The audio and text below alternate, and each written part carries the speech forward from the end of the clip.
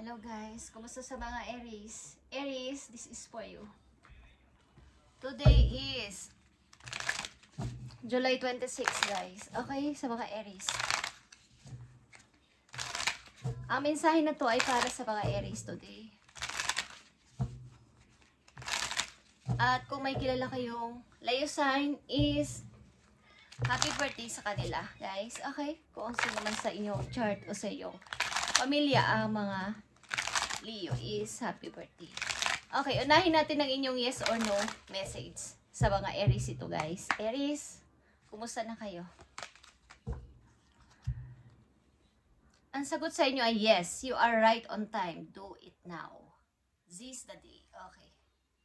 Sabihin, kung ano man ang inyong mga hangarin sa buhay, ito na yung tamang time guys. Ito na yung tamang timing. Ngayong buwan na to o ngayong taon na to is ikaw ay nasa right time. At do it now. Sabihin, gawin mo na. Huwag ka na magpatumpik-tumpik pa. Ano man yung nasa isip mo na gusto mong mangyari sa iyong buhay. Parang ito yung panghihinayang sa oras. Okay? Last minute changes. Ibig sabihin, too late behind the schedule.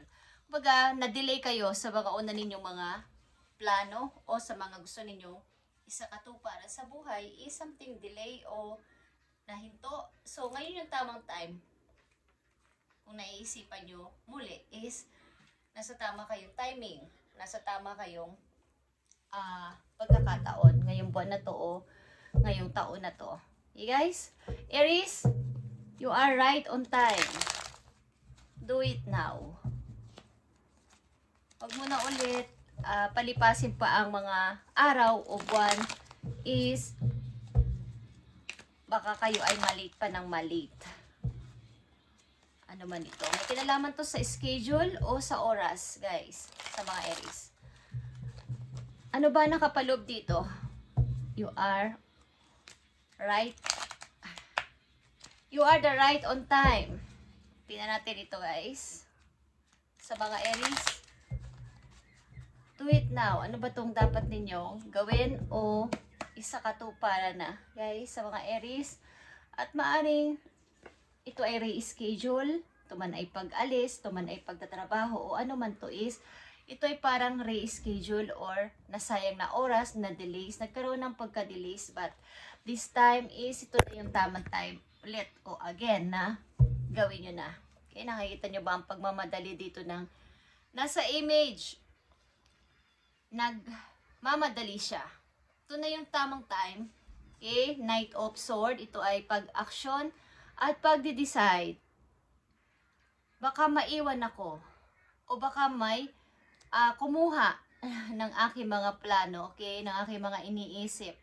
Baka may sumubatahi sa akin. So, dapat ko na itong sunggaban or itry na. Ngayon na, okay? Ngayon na, Aries. Nakita nyo ang 8 of Cups, guys. Sa ayaw at sa gusto nila, gusto ko nang lumayo o gusto ko na tong kalimutan mo na, iset aside ang mga nagpabigat sa akin o nagpabigay ng delay sa mga action ko at decision. So gusto ko na munang harapin yung realidad. Gusto ko munang makita kung ano ba talaga ang mangyayari sa akin banda doon o sa aking pupuntahan o sa aking pagdidesisyon na to. Papabayaan ko na muna dito tong emosyon na to. Isasantabi ko muna yung emosyon ko. Yung bawa, parang masakit, parang ayaw ko, parang nakakalungkot naman kung iiwan ko to o iiwan ko siya. But this time, ito na yon. Okay, Aries? At yeah, nakita nyo ang Magician. Ito ay naka-reverse. Ang ibig sabihin nito, wala na muna kayong pakialam. Babaon nyo na muna to sa limot ang lahat-lahat ng mga nangyaring masasakit sa inyong buhay at magpapatuloy dito, papunta dun sa light, Aries. 2 of Cups and reverse, guys. Okay, maaaring ito ay sa pag-ibig din. Sasantabi ko muna itong nararamdaman ko sa kanya o itong emosyon ko para sa tao na to. Bagamat ito ay mahal ko, is kailangan ko muna itong isantabi. Okay, Aries. Andito ang King of Cups. and reverse. Guys, ito is all about sa emotion ninyo sa taong ito na inyo sigurong mahal na mahal but kailangan ko munang iwan siya o iwan ito. Ito na yung tamang time na mag-move on ako or umalis muna sa sitwasyon. Parang call off, maaaring call off or mag-iisip-isip sapagkat parang may kulang. Parang may dapat pa akong gawin sa buhay ko na hindi lang ako dapat nakatutok dito sa pag-ibig na to sapagkat parang ako lang din naman ang nagbibigay ng maraming emosyon dito at nag-i-invest ng aking pagmamahal. Okay. Kay Aries, hindi din kay si Scorpio, dito din ang katulad din yung Aries at malakas dito ang water sign, Scorpio, Pisces, Cancer. Okay, Aries, tingnan natin ang message pa po you para sa mga Aries. Bigay mo ang tama pang mga message dito.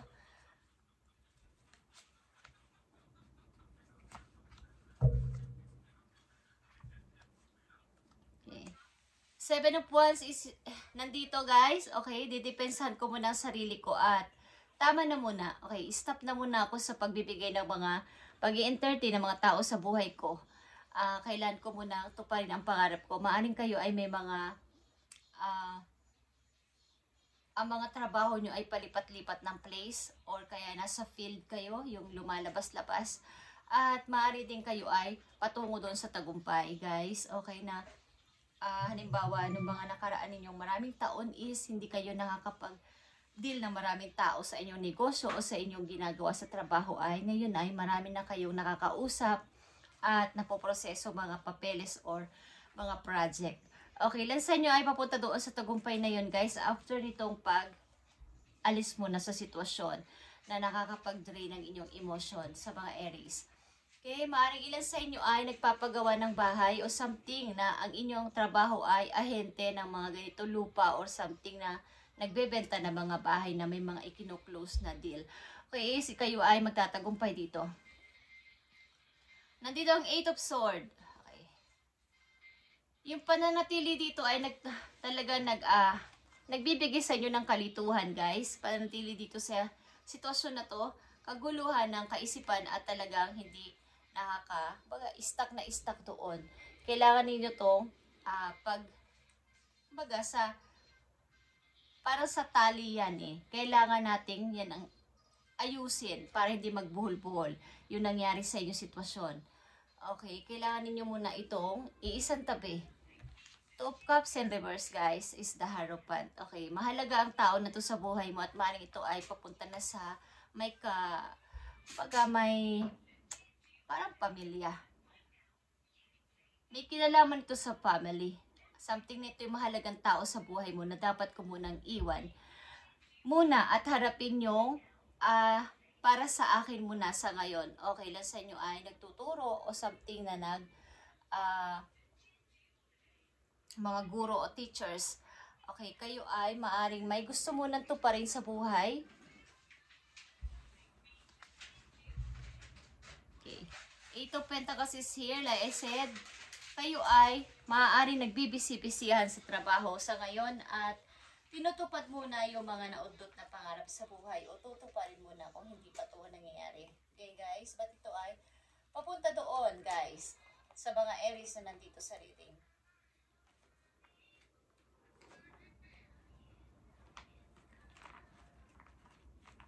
Tingnan pa natin ang mga message po you, Aries.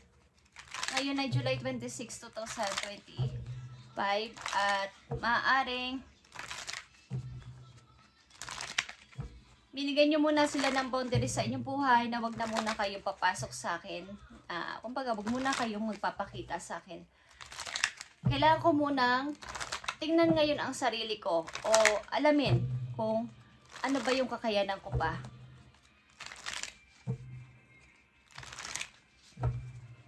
Para sa mga Aries, itong reading na to, July 26, nandito ang return to heart.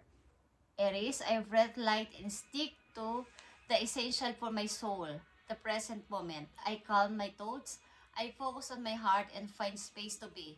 Where my light and greatness are, I find peace and inner silence. Okay. Like I said, bibigyan nyo muna sila ng boundaries sa inyong buhay at maaaring pupunta kayo dun sa dapat ninyong puntahan na parang sa alam ninyo giginhawa o magkakaroon kayo doon ng peace of mind at liwanag sa inyong buhay. Okay. Something na I calm my thoughts, I focus on my heart and find space to be. Gusto nyo munang magkaroon ng space. Maaring kayo dito ay sobrang na-drain sa pag-ibig na to o sa sitwasyon na to, kaya kailangan nyo muna ng space muna sa tao na to. At palayain muna ang sarili. Sa mga Aries na nandito sa reading, gusto nyo muna ng katahimikan sa paligid at maaaring nagbibisi-bisihan kayo sa araw-araw ninyong ginagawa sa trabaho para walang pumasok na negative sa inyong utak. Yung mga negative na inyong mga nagbabalik sa inyong gunitaang about sa past is ginagawa nyo ng paraan para ito ay hindi na muli makabalik sa inyong utak o sa inyong isip. Ginagawa ninyong busy ang inyong sarili. Kaya sa mga Aries, tingnan natin ang dapat ninyong tandaan o malaman. Thank you. Nandito ang 7 of Swords, guys. At ito ay number 25. Clouds with the dark. Clouds with the dark side towards the person indicates divorce. Okay, kayo maybe ng inyong tao sa buhay mo, sa ilang Aries nandito ay divorce na o nasa stage na hiwalay na. Kung di man uso sa inyo ang divorce o hindi okay ang divorce sa inyong place, ay hiwalay na kayo. Okay? Ang bright side naman nito ay towards ka sa person na, papunta ka sa person na magiging happy ka sa iyong kasalukuyan papunta sa future. Yun ang bright side dito. Kung lumabas ka sa sitwasyon na ikaw ay parang sa tingin mo ay drain na drain ka sa relasyon na to, ang bright side nito ay napakaganda, guys. Sapunta ka na sa iyong happiness. Para sa mga Aries, message mo today, July 26, 2025, sa mga Aries. Ibigay mo ang tamang message sa kanila today. Para sa mga Aries. Okay, Aries, kung sa mang kayong lugar o sa basa kayo na doon, ito ay fellow travelers. Support is all around you. Kung nag-ahala ka ng mga maawaring hindi mo alam ang lugar na pupuntahan mo or hindi ka pa masasanay doon sapagkat kukunti pa lang o wala kang taong kilala pa, is fellow travelers mo ay tutulong sa'yo. Ano man ang saan bansa ka man nandoon ngayon at sa ang trabaho, sa ang company, na baguhan ka pa lang, ay fellow travelers ay susuporta sa'yo. Nandoon sa surround mo lang ang mga susuportang tao sa'yo. At everything is smooth sailing, kaya wag ka mag-ala kung saan man yung larangan na pinasukan mo o papasukan mo, magiging okay ang lahat, Aries. At last message for you, galing sa mga spirit animals. Ang mga Aries na nandito maaari ay lumisan na sa kailang mahal na nagpa-drain sa kanilang utak, sa kanyang puso, at isasantabi mo ng emotion this time. At kung may mga pagkakataon kayo, is ito na yung tamang time, guys. Ito yung tamang buwan, tamang oras, tamang pag-reschedule ng lahat. Maaring sinasabi nila sa inyo na kung may balik ko lang ang oras o panahon ay tagal ko na itong ginawa. Okay. Pagkat nasayang lahat ng aking paghihirap, ang aking mga sinayang na oras at panahon na talagang walang nangyari. So kayo ay puspusan ngayon sa pagpapaunlad ulit sa buhay ninyo at pag-iipon ng pera. Okay, tingnan natin, Aries, message pa po yun. Okay, Aries, andito ang dragon at ito ay passion, ng inyong passion. The dragon is reminder of your strong will and very personality, Aries. It's also a symbol of passion and fire. Okay, dahil ikaw ay fire sign din, is ang dragon ay nag-symbolize ito ng passion and fire. Yung inyong passion. You are being asked to practice self-control and be cautious so that the passions does not lead you into trouble. Kumbaga, ang mga Aries kasi ay minsan na out of, parang Mga Aries kasi Emperor, okay? So kayo ay maring sa inyong kabilang side is andun yung control. Andun din yung pagkawala ng temper pamisa-misan. So ito yung iwasan nyo lang pamisa-misan yung sobrang yung mawawala kayo sa temper or madali kayong magagalit. Okay, at yung pagkontrol sa mga taong inyong kasalamuha sa inyong buhay. Yun lang ang dapat ninyong tandaan. Okay? Na iwasan ninyo o kailangan ninyong hindi gawin yung madaling magalit o magkontrol sa kasama sa buhay. Okay. Aries, ito inyong message today at silipin natin ang message sa inyo ng tao na to. Sapagkat nandito ang 2 of Cups in reverse. Guys, maaaring kayo ay hiwalay na ng tao na to na yung minahal. Sapagkat ito ay nasobrahan ka na, okay? Nasobrahan ka na at ikaw lang naman ang nagbibigay ng maraming oras at pagbibigay ng emotion dito. Parang nag-invest ka dito ng yung emotion. Okay, message sa'yo ng tao na to na wala na sa buhay mo o wala na kayo.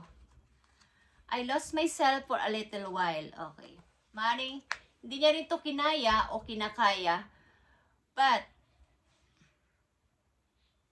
ito nito guys. I want to tell you how I feel. May gusto man siya sabi sa'yo, but maybe is, wow, tinitingnan ka niya everywhere. Kahit saan. Ito man ay literal o sa mga pictures nyo o sa mga inyong mga social media account is, tinitingnan ka ng person na to na yung nakahiwalayan. Okay, Aries, thank you and God bless. At ito ang inyong message ngayon, July 26, 2025. At ito na yung tamang time, guys. You are right on time. Do it now. At maaaring ito yung tamang timing to decide na at magmadali. Okay, sa inyong pangarap na to. At mga gustong gawin sa buhay. Sapagkat ito ay maaaring sobra ka ditong na-manipulate sa iyong emotion. Thank you, Aries, and God bless sa iyo lahat, guys.